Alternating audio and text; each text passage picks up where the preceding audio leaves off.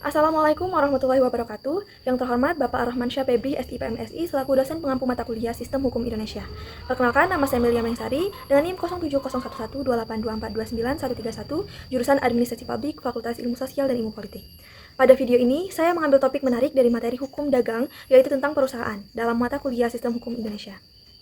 Saya akan menjelaskan berbagai aspek penting terkait perusahaan, mulai dari definisi, fitur, macam-macamnya, kepribadian perusahaan, hingga contoh kasus yang terkenal. Baiklah, kita mulai dengan memahami apa itu perusahaan.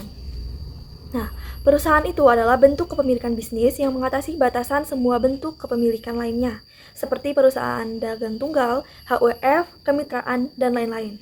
Perusahaan muncul dari revolusi industri.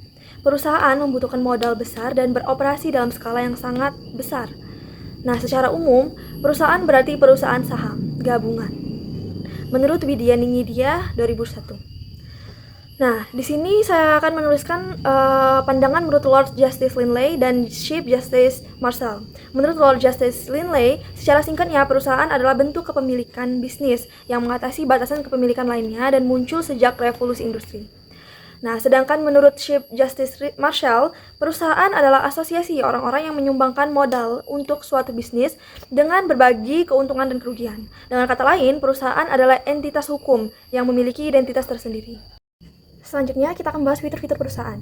Nah, seperti yang telah saya buatkan dalam PowerPoint tersebut, fitur ini menunjukkan karakteristik utama perusahaan dalam aspek hukum, keuangan, dan manajemen. Pertama, dari segi hukum. Perusahaan adalah badan hukum yang terpisah yang memiliki hak dan kewajiban sendiri, berbeda dari pemiliknya. Perusahaan juga bersifat asosiasi berbadan hukum, artinya bisa terdiri dari sekelompok orang dengan tujuan bisnis yang jelas. Dari sisi keuangan, perusahaan memiliki modal saham yang dapat dipindahtangankan, memungkinkan perubahan kepemilikan tanpa mengganggu operasional. Selain itu, aset perusahaan bersifat properti terpisah, tidak bercampur tangan, kekayaan pribadi pemiliknya. Dalam hal pengelolaan, perusahaan memiliki manajemen yang didelegasikan kepada pihak profesional dan pemilik hanya bertanggung jawab sebatas modalnya atau dikenal dengan tanggung jawab terbatas. Keberadaannya pun bersifat pribadi, tetapi berjalan meskipun pemilik atau direksinya berganti. Namun dalam kondisi tertentu, perusahaan tetap bisa mengalami pengakhiran keberadaan.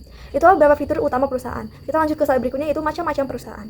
Nah, macam-macam perusahaan itu ada 3. Yang pertama, berdasarkan pendirian, kedua berdasarkan tanggung jawab, dan terakhir berdasarkan anggota. Berdasarkan pendirian, macam-macam perusahaan ada 3 juga, yaitu perusahaan sewaan. Perusahaan sewaan ini didirikan di bawah piagam khusus yang diberikan oleh raja atau ratu. Nah, perusahaan yang disewa memiliki kekuatan yang luas. Itu dapat menangani propertinya dan mengikatkan dirinya pada kontrak apapun, seperti orang biasa, misalnya East India Company dan Bank of England. Yang kedua, perusahaan terdaftar. Perusahaan yang dibentuk berdasarkan Undang-Undang Perusahaan tahun 1956 atau berdasarkan Undang-Undang Perusahaan lain yang disahkan sebelumnya disebut perusahaan terdaftar. Ini adalah cara paling umum untuk menggabungkan perusahaan, terutama setelah kemerdekaan. Perusahaan-perusahaan tersebut muncul hanya ketika mereka terdaftar dan sertifikat pendirian peroleh dari Panitera Perusahaan. Yang ketiga yaitu perusahaan hukum. Perusahaan-perusahaan ini didirikan oleh undang-undang khusus yang disahkan di parlemen atau badan legislatif negara, bagian manapun. Misalnya Reserve Bank of India, Life Insurance Corporation of India, dan Food Corporation di India, State Trading Corporation, dan lain-lain. Selanjutnya, macam-macam perusahaan berdasarkan tanggung jawab. Berdasarkan tanggung jawab, ada 3 juga macam-macam perusahaan, yaitu perusahaan dibatasi oleh saham. Nah, perusahaan yang dibatasi oleh saham, perusahaan yang dibatasi oleh jaminan, dan perusahaan yang terbatas. Bisa kita lihat di PowerPoint yang telah saya buat bahwa perusahaan dibatasi oleh saham itu adalah mayoritas perusahaan publik dan swasta. Dan yang lainnya bisa langsung kita baca di PowerPoint-nya. Next, ke macam-macam perusahaan berdasarkan jumlah anggota. Berdasarkan jumlah anggota, ada 2, yaitu swasta dan publik. Perusahaan swasta memiliki beberapa ciri utama, yaitu jumlah anggota maksimal 50 orang, tidak termasuk karyawan. Sahamnya tidak dapat dipindahtangankan secara bebas, serta tidak boleh mengajak masyarakat untuk membeli saham atau surat utang. Selain itu, perusahaan swasta memiliki hak istimewa seperti tidak wajib menerbitkan prospektus, tidak memerlukan sertifikat izin usaha untuk memulai bisnis, dan hanya membutuhkan 2 anggota untuk mendirikannya. Yang kedua yaitu perusahaan umum atau publik tidak memiliki batasan jumlah anggota dan sahamnya dapat diperdagangkan secara bebas di pasar saham. Perusahaan ini mengundang masyarakat untuk membeli saham dan surat utangnya guna menghimpun modal. Berbeda dengan perusahaan swasta, perusahaan publik tunduk pada lebih banyak peraturan sesuai undang-undang perusahaan untuk melindungi kepentingan investor. Perbedaan utama antara keduanya terletak pada kepemilikan saham, jumlah anggota, serta regulasi yang mengaturnya. Next, ke slide berikutnya. Pernahkah kalian mendengar kalau perusahaan punya kepribadian sendiri di mata hukum? Artinya, perusahaan bisa punya aset, bikin kontrak, bahkan dituntut atau menuntut atas namanya sendiri. Tapi, apakah itu selalu seperti itu? Mari kita bahas. Jadi, di dalam hukum, perusahaan dianggap sebagai entitas yang terpisah dari pemiliknya. Misalnya kalau ada perusahaan beli gedung, itu atas nama perusahaan, bukan pemiliknya. Kenapa ini penting? Karena konsep ini melindungi pemegang saham. Mereka cuma bertanggung jawab sebesar modal yang mereka tanam, nggak lebih. Tapi tunggu dulu, ada kondisi di mana hukum bisa menembus batas ini dan langsung melihat siapa yang ada di balik perusahaan. Ini namanya lifting the corporate veil. Pengadilan bisa melakukan ini kalau perusahaan dipakai buat hal-hal ilegal, misalnya buat nipu, ngemplang pajak, atau ngelak dari tanggung jawab hukum. Jadi, kalau pemiliknya menyalahgunakan perusahaan buat keuntungan pribadi tapi merugikan orang lain, mereka bisa tetap kena sanksi. Jadi, meskipun perusahaan punya identitas hukum sendiri, bukan berarti bisa dipakai sembarangan. Kalau ada penyalahgunaan, hukum tetap bisa turun tangan.